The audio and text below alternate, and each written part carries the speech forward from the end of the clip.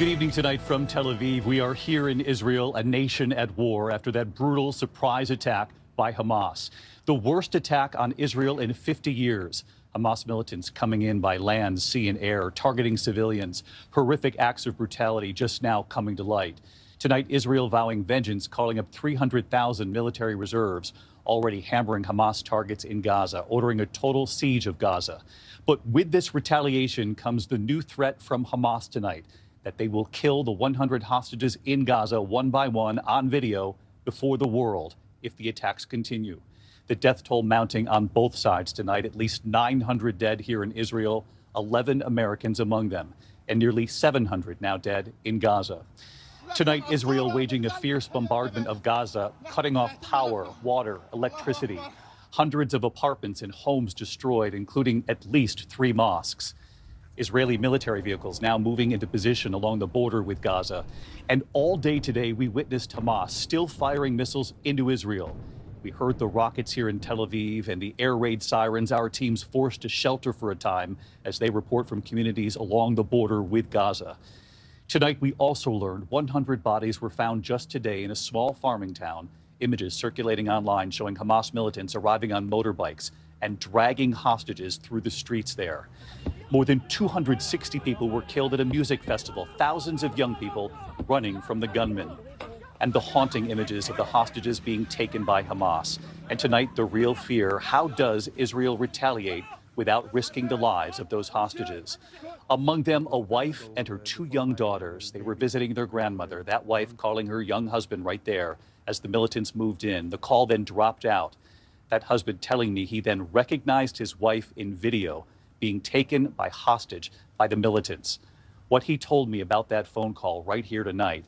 We've heard it on the streets here as well, and I heard it on the flight from the U.S. to Israel. People coming up to me saying, this is our 9/11, this devastating and lethal surprise attack. Tonight, Israel now responding with the death toll here and in Gaza only growing. Tonight, Israel at war.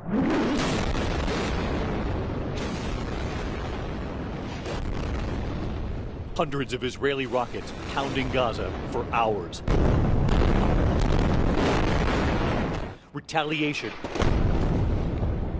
for the brutal Hamas attack on Israel. Thick black plumes of smoke billowing into the sky. These men capturing the destruction unfold from inside a neighboring building. As the sun sets, explosions lighting up the night sky.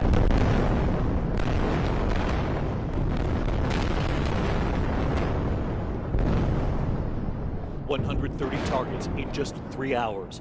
Dozens of Israeli fighter jets. Tonight, the Israeli Defense Ministry declaring a total siege of the Gaza Strip. No power, no water, no electricity. They say they are dealing with, quote, barbaric terrorists, and that, quote, we will act accordingly. On the ground in Hamas-controlled Gaza, ambulances rushing to the scene tonight. Israel's retaliatory strikes leaving more than 600 dead. Cries for help as buildings burn. Children carried to safety. This man weeping, his head in his hands as he sits on a pile of rubble. A home hit by an Israeli airstrike. 4 of the 7 family members who lived there presumed dead. Hamas releasing this drone footage. They say an Israeli tank in the crosshairs. Then the strike and explosion. Tonight, Israel's Prime Minister Benjamin Netanyahu comparing Hamas to ISIS, saying the enemy are animals, executing children and parents in front of families. The retaliation comes 48 hours after a sweeping, coordinated, and brutal assault that left much of Israel under attack. The worst attack on Israel in 50 years. More than 900 dead here in Israel, at least 11 Americans among them. Some of the first missiles seen just after 6 a.m. in the sky above a music festival near the Gaza border. Young people could be seen running for their lives. This haunting drone video posted online showing the aftermath. The cars abandoned, lining the road. A staggering 260 people were killed here. We learn of a young man at that festival who raced into a shelter, only to witness many of his own friends shot and killed right in front of him. 30-year-old Saho Ben Salon. Glad you're okay. Thank you very much. shot in the arm and the leg, telling us he ran for his life and hid in that shelter with 30 others. He estimates 20 of them did not get out alive. One of my friends, she got choked by the smoke. She tried to run away, and she got tackled with the terrorists who tried to get inside to shoot at us. And he dropped her on the floor and started to kill her shoot her to death, shot her.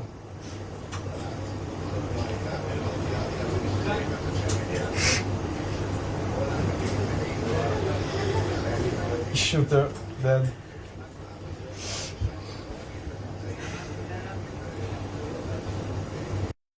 The horror unleashed on that festival was just the beginning. Hamas militants going door to door in small towns and villages.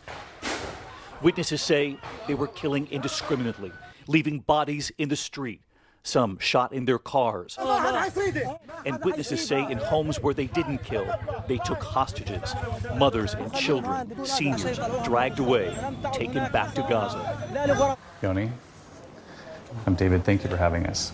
I'm sorry you're still waiting. Thank you for coming. This young father, Yoni Asher, was on the phone with his wife. She had brought their 2 young daughters, 2 and 4, to see their grandmother. She called her husband after they rushed into a safe room in the house. They knew the militants were outside. She was whispering.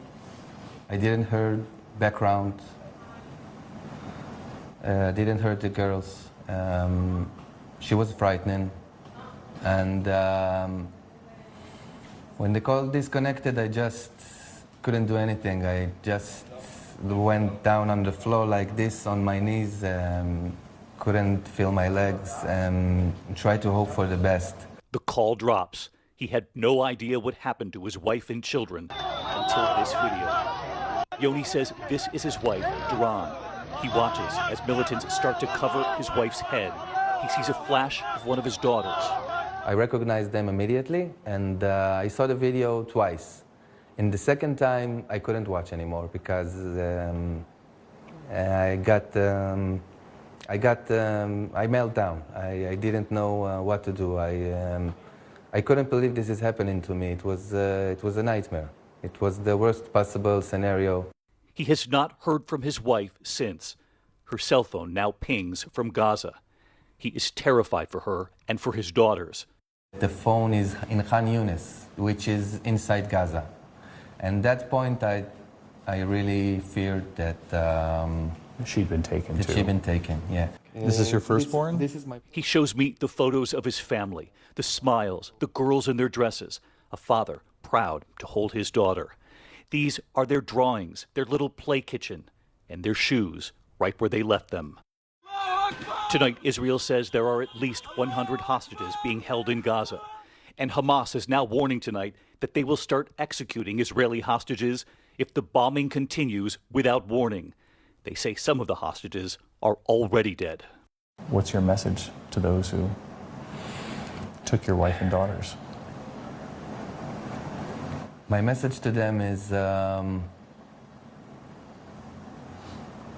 don't hurt my wife, don't hurt my little girls.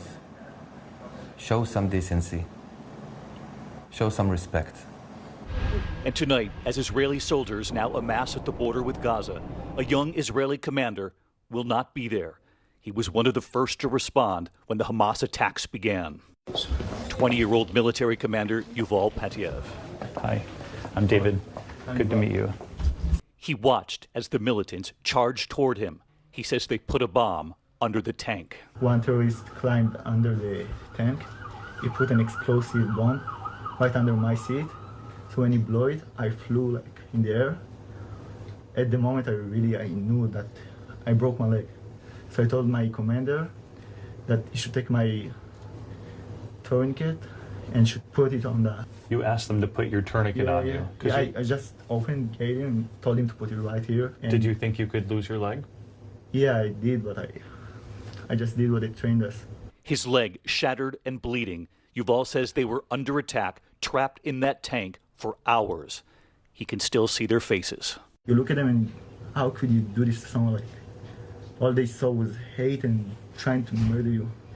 So we just fought for our lives. Everybody got together, hold everything close, trying to pray that they won't get to open the tank, won't explode it, and God was with us. That's all I can say. Well, glad you're okay. That you survived. Yeah. And you have your leg. Yeah. They say it's going to be okay? Yeah, everything will be okay. Okay. Thank you. Thank you very much. A young soldier who thought he would die in that tank. Tonight, Israel now amassing 300,000 soldiers on the border with Gaza. Our chief foreign correspondent, Ian Pannell, takes us to the border tonight. Tonight, Israel on a war footing. 100,000 reservists amassing in the south, moving towards Gaza. This conflict looks set to enter a new phase. A ground invasion could be imminent. We're starting to see large-scale movements of the Israeli military throughout this area in the south now. These are armored personnel carriers, essentially heading up towards the front line. We're seeing a lot of men, a lot of munitions, and a lot of movement. This is starting to look really like a country at war. And now Gaza, one of the world's most densely populated areas, is under relentless bombardment. But many civilians are being caught in the crossfire. Over 680 people killed in 3 days, 140 of them children, according to Gaza's health ministry. For parents on both sides of the border, the grief overwhelming. And whole neighborhoods are being wiped out. A frantic scene as rescue workers dig for miracles. Is there anyone alive? This man shouts. And from this pile of debris, 6-month-old Sama Al-Wadia pulled out, still alive. And even today, Hamas still hitting Israeli cities and civilian areas. We witnessed it firsthand. Just hearing the sound of, we just had the air raid siren. There you go, you can hear the sound of an explosion. Overhead, I can see some smoke up there. Sounds like the noise of an intercept, perhaps from the Israeli Iron Dome defense system. And that's what people here have to live with all the time at now. It turns out Hamas had been planning its shock attack on Israel in secret for months. Now releasing this video showing fighters training on motorized paragliders practicing their descent into Israel. How this all began 48 hours ago. But the hell Hamas unleashed for so many may only just have begun. Now spilling back into Gaza. David, large swaths of the south now look like a staging area for a major military operation. We may now only just be seeing the start of a much bigger war. David? Ian Pannell with us here in Israel tonight. Ian, thank you. And there was a horrific discovery here today. 100 bodies found in just one small town in southern Israel. ABC's Matt Gutman traveling to the region, to the towns and villages where Hamas militants swept right through. And yet another code red was declared just as Matt was there today. Tonight, the haunting discovery in a small Israeli town. Videos circulating online showing Hamas militants taking Israeli citizens hostage during a deadly standoff in Be'eri, 6 miles from the Gaza border. It took Israeli forces 2 days to fight off those Hamas militants. And when they were gone, the harrowing scenes left behind. Tonight, word of more than 100 bodies found in this tiny farming community. This video posted by Hamas showing bodies on the ground. We traveled today to the bullet-scarred town of Sderot, just 2 miles from the Gaza border, another community under a relentless barrage of Hamas rockets. Inside, please. Obviously, there was a code red. 2 minutes. We're going to stand here for 2 more minutes. You heard the rockets coming in. That tells you how close you are. There was almost no warning. 7 seconds to go in the shelter. That's all you have here. So many residents here choosing to leave. Avital telling me that after dozens of her neighbors were killed, she no longer supports peace with the Palestinians. And David, probably for the first time in Israel's history, there is near complete unanimity in supporting the eradication of Hamas militarily and politically. David. Matt Gutman with us here tonight as well. Matt, thank you. And this evening, this new threat from Hamas, with Israel now retaliating in Gaza. Hamas now threatening to execute those 100 hostages on camera, one by one. James Longman tonight on the families now fearing whether their loved ones will ever come home. Tonight, with Israel now pounding Gaza and Hamas reacting with a threat to kill its captives, the fate of more than 100 Israeli hostages hanging in the balance. Their loved ones grow more desperate, wondering, will they make it home alive? She just wants her to come home back, safe and sound. The family of 19